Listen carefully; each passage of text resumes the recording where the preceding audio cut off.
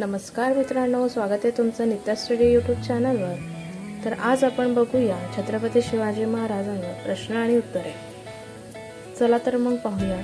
प्रश्न पहिला, छत्रपती शिवाजी महाराजांचा जन्म झालेला शिवनेरी किल्ला खालीलपैकी कोणत्या तालुक्यामध्ये येतो?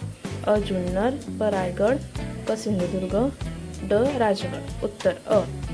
जुन्नर। प्रश्न दुसरा, छत्रपती शिवाजी महाराजांना युद्ध करण्याचे शिक्षण कोणी दिले होते? अ. बाजीप्रभू, ब. दादोजी, क. शहाजी, ड. तानाजी। उत्तर ब. दादोजी।